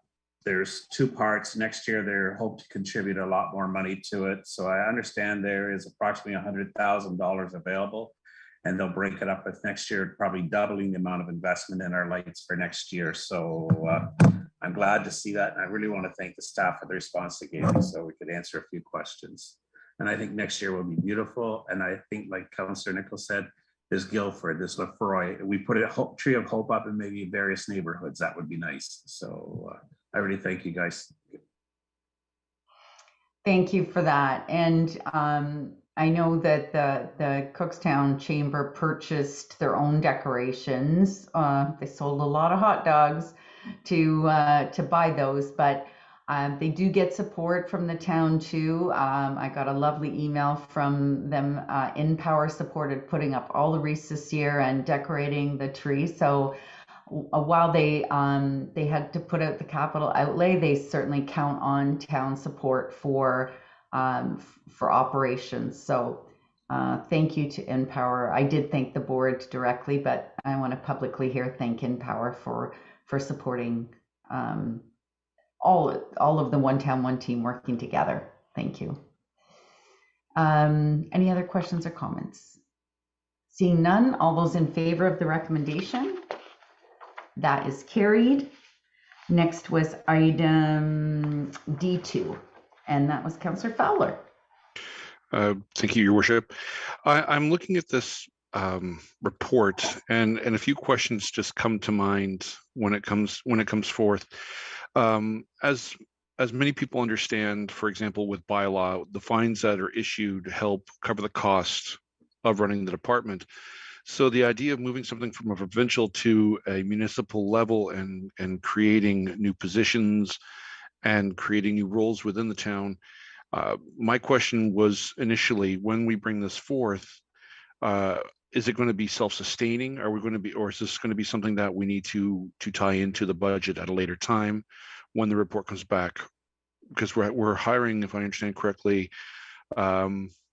with the town of Bradford West Gwillimbury, we're going to be looking into retaining the service of a consultant.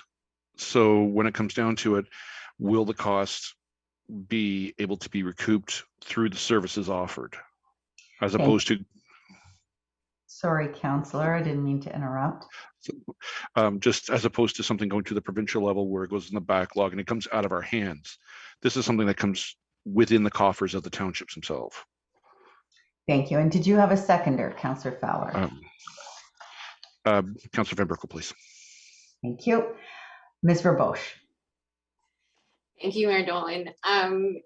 So Councillor Fowler, the idea is that the town would actually be recouping more funds through the AMP system.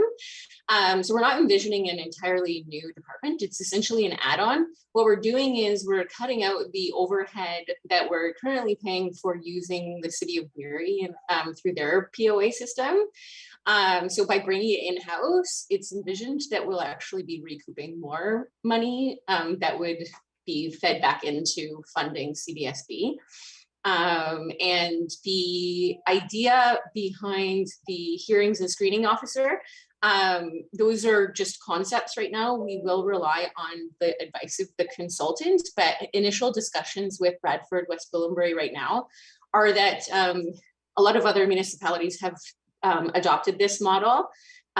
So rather than hire someone in-house or use up existing staff to take on the role of hearing and screening officers, we're instead retaining the services of someone where we're paying a per diem as opposed to a salary. So there's cost savings there.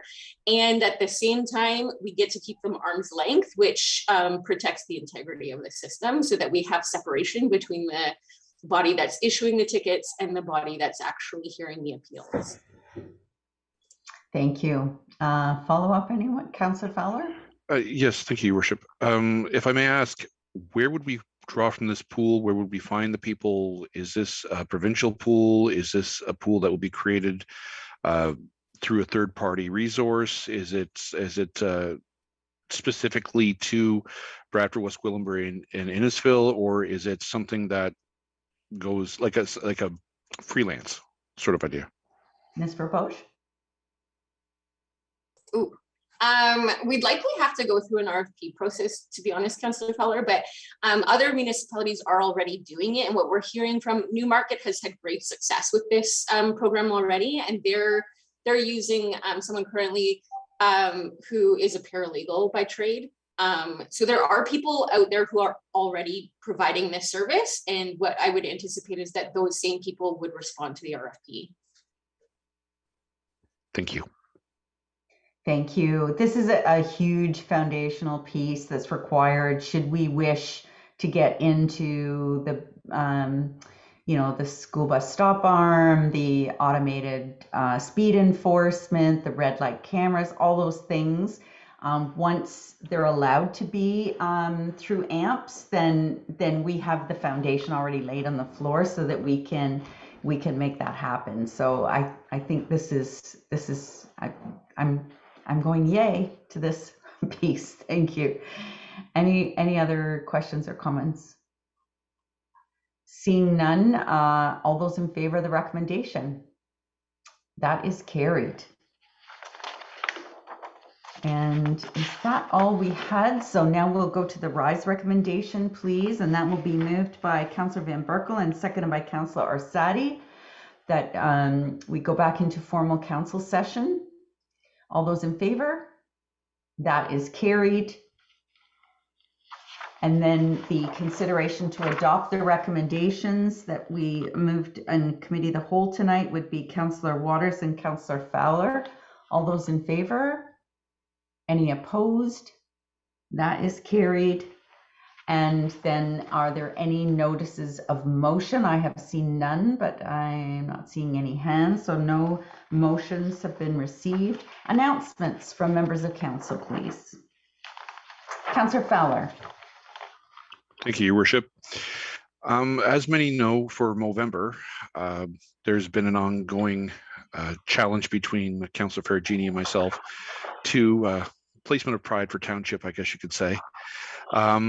I set a goal for approximately $2,000, and I am absolutely flabbergasted by the amount of generosity that our residents have shown. And I'd like to announce tonight that even though Movember has not ended, out of the goal of $2,000, we've reached a new level of $3,000. So we're $1,000 above and beyond the initial goal. And it looks like I'm going to be delivering a Town of Innisfil t-shirt to a Bradford councillor very soon. So I want to say thank you to everybody. I mean, the amount of outpouring and support and is incredible. And the next council meeting or two, someone's going to see me with all gone. So it's going to be done again. Thank you, everybody. Thank you. Other announcements? Deputy Mayor Davidson and then Councillor Nicol. Thank you, Worship. I just want to bring attention that there'll be a pop-up happening at Friday Harbor starting this Saturday. It'll run till Christmas, I understand, Thursday through Sunday from, I think it's noon till 5 or noon till 9. I've asked them to send a note to council because a lot of it's going to be with artists and people from Innisfil that'll be doing these pop-ups. So it's a great opportunity to really see what Innisfil has to offer when it comes to pop-ups and what their involvement with Friday Harbor. It's nice to see it actually starting to integrate with the residents and the people that work hard in Innisfil. So just I'll try and check it out if we get a moment in our time. Okay, thanks. Thank you. Councillor Nicol.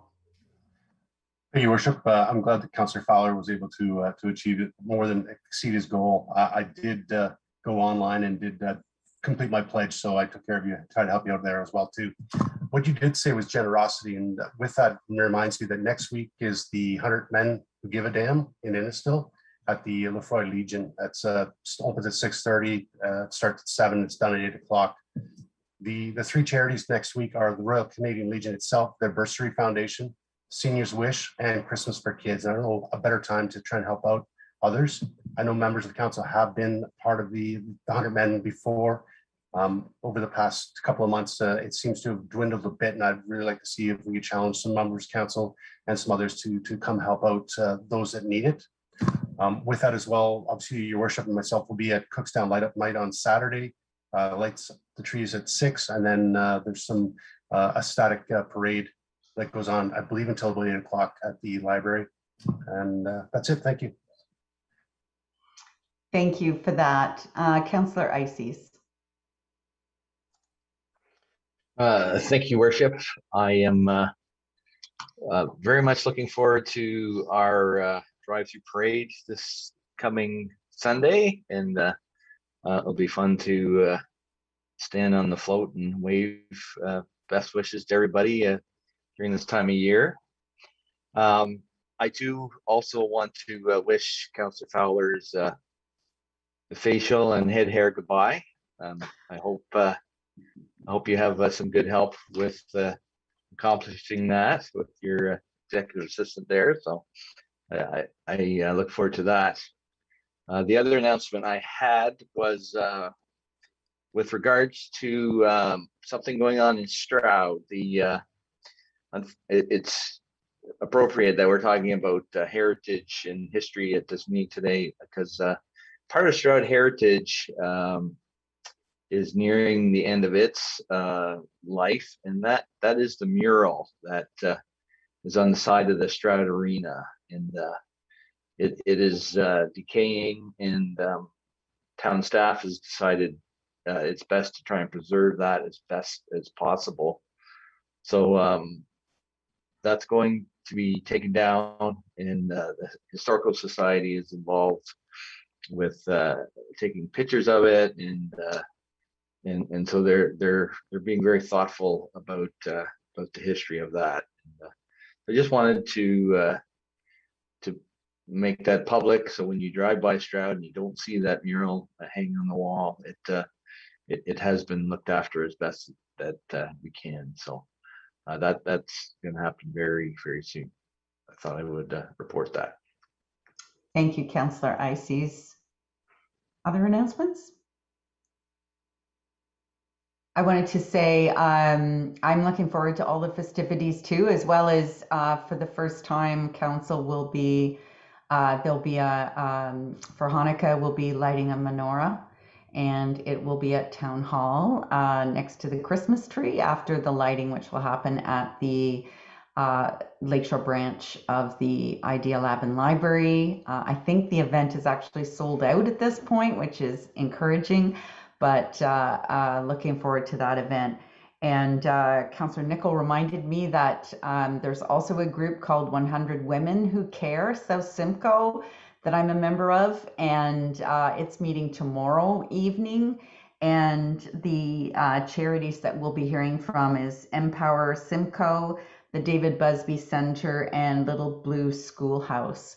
And if any member of the community would be interested, it's we meet about, I want to say 4, but maybe it's more, maybe it's 6 times a year, and it's a great group. We're still doing ours virtually, but hoping in February to have an in-person event again.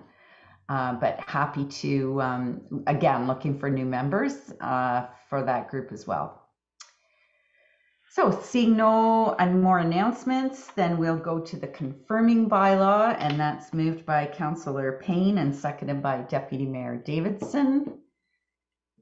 All in favor of the recommendation? Any opposed? That's carried. And our adjournment, and that would be moved by Councillor Nicol and seconded by Councillor Fowler. Thank you all. We got through a lot of work tonight in 2 hours, and really appreciate everyone from the town who is watching us live stream, and enjoy your evening, and thanks staff for all your very hard work. Good night.